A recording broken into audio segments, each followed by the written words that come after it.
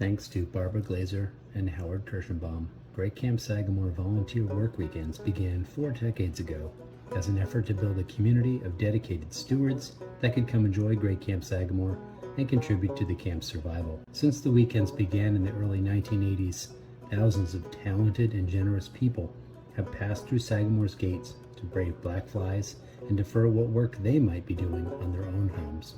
Sagamore started with a 3-day spring volunteer weekend, and soon a complimentary 2-day fall weekend was added. Together, the proverbial bookends of the season to open and close the great camp for all of our summer guests. Sagamore's volunteers have helped ensure the camp survives for future generations to enjoy. Volunteer projects have included repairs to Sagamore's many windows, restoration of decks, gardening, crafting quilts and curtains, bathroom retrofits, electrical upgrades. The list goes on and on and on. Regular maintenance doesn't sleep. Volunteers help mow the lawns, rake leaves, and trim trees. They work in the dish room and help staff. On any given volunteer weekend, the grounds are a chorus of work sounds: hammering, mowing, sweeping, stone being poured. The sound of laughter also echoes throughout camp. It's not all work and no play. Volunteers publish a newsletter, put together a spring talent show, play games, paddle the lake, or even just recharge in a comfy chair at the dock.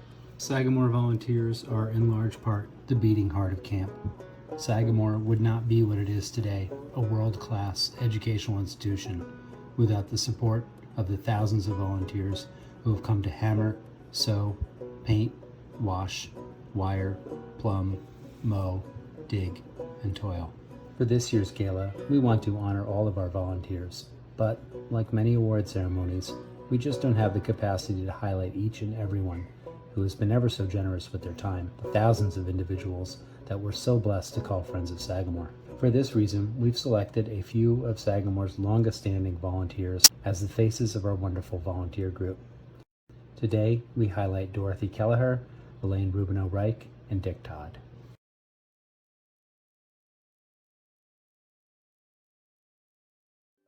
Dick Todd became affiliated with Sagamore through Niagara Mohawk-sponsored volunteer weekends.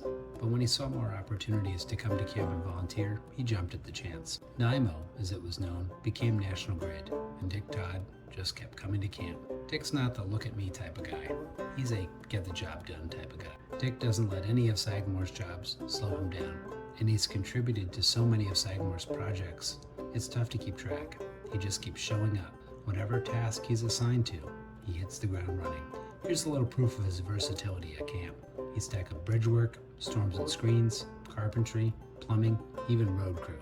It takes a lot of patience to work road crew. Dick may not be a volunteer that wishes for press and promotion, but like the proverb, actions speak louder than words, and he's one of the most active volunteers Sagamore has ever been blessed to rely on. Dick has been chosen as one of the faces of the volunteers because, like many of the volunteers, he has a never-quit attitude and brings a lot of skill to camp. Dick didn't stop at one volunteer weekend. He's been a fixture at most of them, and he tackles jobs with aplomb.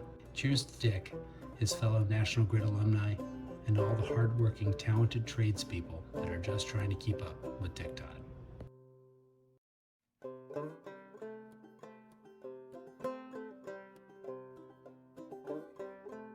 Dorothy Kelliher's fingerprints are all over camp. You just have to recognize the pattern. All kidding aside, few people at camp have taken their work more seriously or gotten more joy from the results of their efforts. Dorothy's quilts grace many of the rooms at Great Camp Sagamore, and there are many, many more that have been auctioned off in support of Sagamore. Volunteers will tell you a Kelliher quilt is a prized possession indeed. During the volunteer weekends, Dorothy can often be found in the great room at Collins, toiling side by side with Elaine Rubenau. The two are a dynamic force at Sagamore, tackling quilts, curtains, tablecloths, and runners. If it has a stitch, it's very likely Dorothy has had a hand in mending it. The wide variety of faces in these photos Dorothy has sent for this video montage are proof positive of her great attitude and warm, engaging personality. Dorothy's son Kyle is also a stalwart Sagamore volunteer and is seen in many of Dorothy's photos. We've selected Dorothy as one of the faces of the Sagamore volunteer community because, as is already apparent, she's built great friendships with many of the Sagamore volunteers over the past 20 plus years of coming to Sagamore, or volunteer work weekends and programs. Dorothy's craftsmanship is also visible throughout camp. One of the things that makes Sagamore really unique is that although it's a National Historic Landmark and many elements of the campus won't change, volunteers do have the opportunity to make a lasting contribution on the fabric of Sagamore, pun intended. Dorothy came to camp seeing an opportunity to lend her talents to make camp better, more comfortable, and more welcoming. She is one of the many volunteers at camp, making her mark and carrying on the legacy of Sagamore artisans that dates back to Durant's era.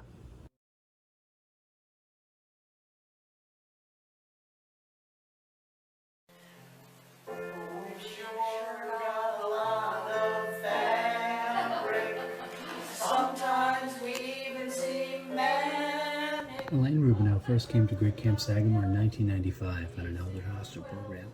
Mailings she received after that mentioned volunteer opportunities, and in 1998 she signed on for her first volunteer work weekend. This is now her 25th year as a Sagamore volunteer, and in that time she has missed only 2 work weekends. Back in the 1990s, Elaine thought the camp was looking a bit run down. She now believes it's a joy to see the improvements that have been made since then, bringing Sagamore into the 21st century and preparing it to be viable into the 22nd century.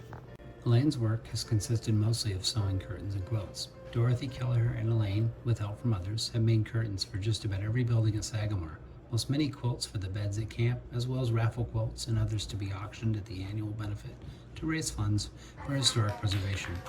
Several of the quilts Elaine has made are shown in these photos: the twin log cabin quilts on beds and columns, and red-white triplets in Wigwam.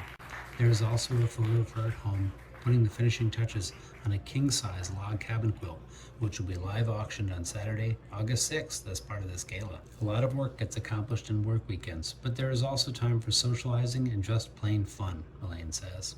The talent shows produce never-ending surprises, and the photos here show a few of the good times. Over the years, Sagamore has become an increasingly important part of her family's life.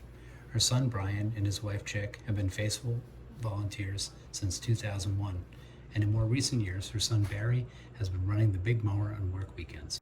Elaine's husband, Ted Reich, has been volunteering since he and Elaine started dating in 2008. Her daughter, Heather, would still be a regular on the grounds crew if she had not moved south a few years ago. 2 pictures hang in Elaine's home that are a constant reminder of how much her family loves Sagamore. One, an oil painting of the Ice House by Marilyn Vana, a longtime volunteer who recently passed away. The other, a photo taken by another longtime volunteer, Bear Trujillo, of the morning mists on Sagamore Lake. They are always with us, as is Sagamore.